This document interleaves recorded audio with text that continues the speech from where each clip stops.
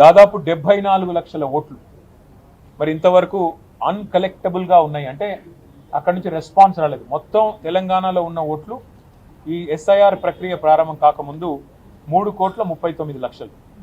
అందులో ఇప్పుడు దాదాపు 74 లక్షల ఓట్లు తొలగించబడబోతున్నాయి అనేది కొంత ఆందోళన కలిగించే పరిణామంగానే మేము చూస్తూ ఉన్నాం. అట్లాగే ఒక 60 లక్షల ఓట్లలో అనామలీస్ ఉన్నాయి అంటున్నారు.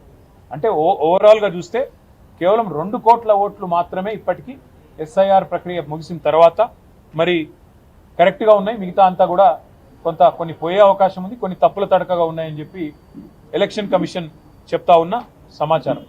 అయితే 17 నాడు, ఆగస్టు 15 నాడు ముసాయిదా ప్రచురిస్తారని చెప్తున్నారు, ఓటర్ లిస్ట్ ప్రచురిస్తారని చెప్తున్నారు. ఆ రోజు తర్వాత ఏం చేయాలి అనే దాని మీద జిల్లాల వారీగా సమావేశాలు పెట్టుకోవాలనుకున్నాం. జిల్లాల వారీగా మా నాయకత్వంతో, అట్లాగే మా లీగల్ సెల్తో కూడా కూర్చున్నాము. న్యాయ నిపుణుల సలహాలు కూడా తీసుకుని ఎట్లా అర్హుల ఓట్లు పోకుండా ఎట్లా చూసుకోవాలి, ఏ ఒక్క అర్హుడి ఓటు కూడా పోకుండా ఎలా చూసుకోవాలి, ఎవరికైతే అన్యాయం జరిగే పరిస్థితి ఉందో వారికి న్యాయం ఎట్లా చేయాలి, వారి ఓట్లు పోకుండా ఎట్లా చూసుకోవాలనే దాని మీద కూడా మరి వాళ్ళ కొంతసేపు న్యాయ నిపుణులతో కూడా మాట్లాడుకున్నాం.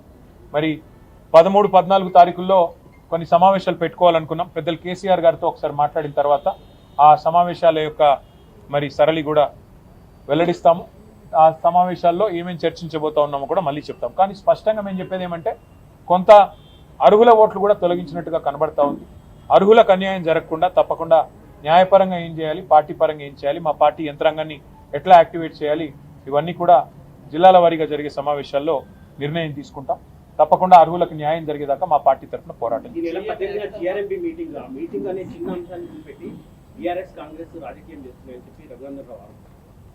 ఇప్పుడు తెలంగాణలో పుట్టి చావలేని సన్నాసులకు మేము చెప్పేది ఏం లేదు. మీ కేంద్ర ప్రభుత్వం, తెలంగాణ రాష్ట్ర ప్రభుత్వం ఆనాడు కేసీఆర్ గారి నాయకత్వంలో ప్రాజెక్టులకు అనుమతి ఇచ్చిందే మీ కేంద్ర ప్రభుత్వం. 7 ప్రాజెక్టులకు అనుమతి ఇచ్చిన తర్వాత, ఆ రోజు మేము కష్టపడి అనుమతులు సాధించిన తర్వాత ఇవాళ అనుమతులు రద్దు చేయాలని చెప్పి ఆంధ్రప్రదేశ్ ప్రభుత్వం పట్టుబడితే జిఆర్ఎంబి ఎజెండాలో పెట్టారు. మేమేమంటున్నాం, అయితే మీకు రేషం ఉంటే, పౌరుషం ఉంటే ఆ మీటింగ్ బాయ్కాట్ చేయండి, అది తెలంగాణ ప్రభుత్వాన్ని డిమాండ్ చేస్తున్నాం. అసలు బీజేపీకి సిగ్గుంటే మీరిచ్చిన అనుమతులు మీరు రద్దు చేయాలని చెప్పి మీ పార్ట్నర్ ఎవరైతే అడుగుతున్నారో వారిని ప్రశ్నించండి. ఎందుకు రద్దు చేయాలి?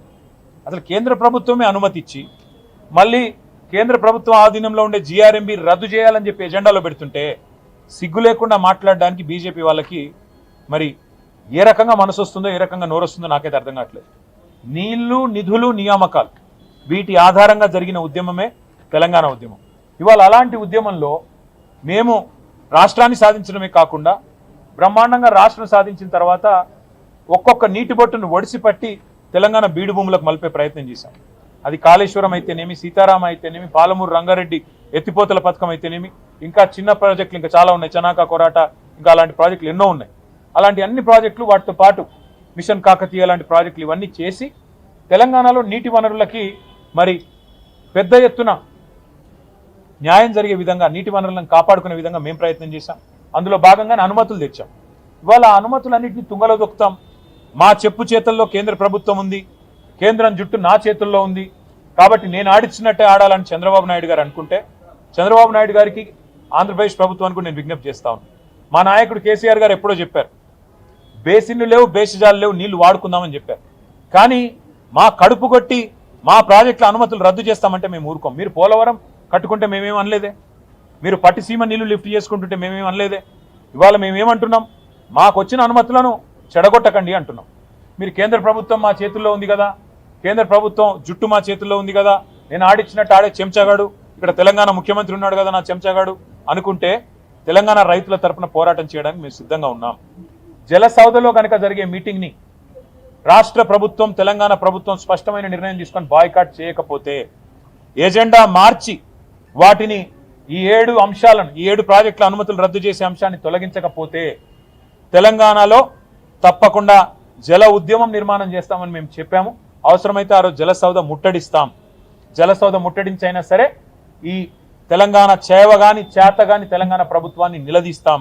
తెలంగాణ రైతుల తరపున బీఆర్ఎస్ పార్టీ ముందుండి పోరాటం చేస్తుంది, వదిలిపెట్టదనే మాట మీకు తెలియజేస్తాం.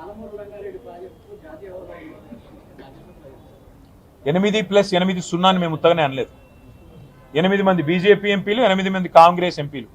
నిన్న పార్లమెంటులో కేంద్ర ప్రభుత్వం పక్క రాష్ట్రంలో ఉండే కెన్ బెత్వా ప్రాజెక్టుకు జాతీయ హోదా ఇచ్చింది. ఇవతల ఆంధ్రాలో పోలవరం ప్రాజెక్టుకు జాతీయ హోదా ఇచ్చింది. కర్ణాటకలో అప్పర్ భద్రా ప్రాజెక్టుకు జాతీయ హోదా ఇచ్చింది. కానీ తెలంగాణలో ఒక్క ప్రాజెక్టు కూడా ఇవాళ వరకు అటు కాళేశ్వరం కానీ ఇటు పాలమూరు రంగారెడ్డి ఎత్తిపోతల పథకం కానీ మేము 10 ఏళ్ళు అడిగాం, జాతీయ హోదా ఇవ్వలేదు.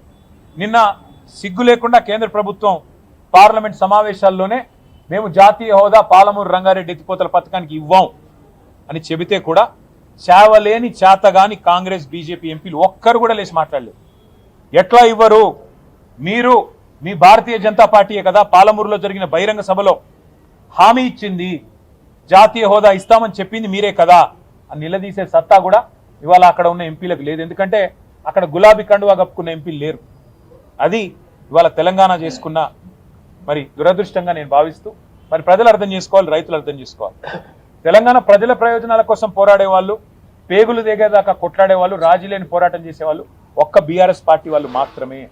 కాంగ్రెస్ బీజేపీలకు ఓటేసి 8 మంది వాళ్ళని 8 మంది వీళ్ళని ఎంపీలుగా పంపి కత్తి వాళ్ళ చేతికి ఇచ్చి యుద్ధం మమ్మల్ని చేయమంటే ఎలా చేయాలి అర్థం చేసుకోమని కోరుతూ, భవిష్యత్తులోనైనా మరి తెలంగాణ కోసం రాజీ లేకుండా పోరాటం చేసే వాళ్ళని మాత్రమే ఎన్నుకోవాలని నా ప్రార్థన. Thank you. చేయాల్సిన పని చేయకుండా ఇవాళ ప్రజల దృష్టి మళ్లించడానికి పంపు లాంచ్ చేయవా స్వామి, పంపు లాంచ్ చేసి నీళ్ళు ఎత్తిపోయేవా అంటే కన్నెపల్లి మోటార్ లాంచ్ చేయడు. తర్వాత వర్షం పడింది, వర్షాలు పడ్డ తర్వాత ఇవాళ యాగాలు చేస్తున్నాడు. ఆయన బాధల్లో ఒకటే శ్రీనివాస్, ఆయన బాధ ఏమంటే నీళ్ళు ఇస్తే యూరియా ఇవ్వాలి, యూరియా ఇస్తే పంటలు పండుతాయి, పంటలు పండితే మళ్ళీ కొనుగోలు చేయాలి, కొనుగోలు చేయాలంటే మద్దతు ధర ఇవ్వాలి, ఆ తర్వాత మళ్ళీ బోనస్ ఇవ్వాలి. ఇదంతా ఇచ్చుడెందుకు? తప్పుడేక నీళ్ళు ఇవ్వకుండా ఎగ్గొడితే అయిపోతుందని చెప్పి ఇక్కడ నార్లాపూర్ పంపు లాంచ్ చేయడు, అక్కడ కన్నెపల్లి పంపు లాంచ్ చేయడు. వర్షం పడ్డది కాబట్టి ఇవాళ మళ్ళీ కొత్త కలరింగ్ ఇచ్చి నేనేదో చేస్తున్నా, నేను చేయడం వల్లనే వర్షం పడ్డది అన్నట్టు. ఇదే మహానుభావుడు కదా దేవతల మీద ఒట్టు పెట్టింది, ఒట్టు పెట్టి రుణమాఫీ మాట తప్పింది ఇదే మహానుభావుడు. కాబట్టి వరుణ యాగాలు కాదు చేయాల్సింది ముఖ్యమంత్రి గారు. యాగం చేస్తే తప్పులేదు, కానీ యాగంతో పాటు చేయాల్సిన పని చేయాలి. దైవ ఆశీర్వాదానికి మానవ ప్రయత్నం తోడవ్వాలి. మానవ ప్రయత్నం ఏం చేయాలి? పంపులు ఆన్ చేయాలి. వర్షం పడుతుంటే కిందికి నీళ్లు పోకుండా, గురువు గారికి గురుదక్షిణ ఇవ్వకుండా ఇక్కడ మన రైతాంగానికి దండం పెట్టి నీళ్ళు ఇచ్చే పరిస్థితి తెస్తే మంచిది. Thank you.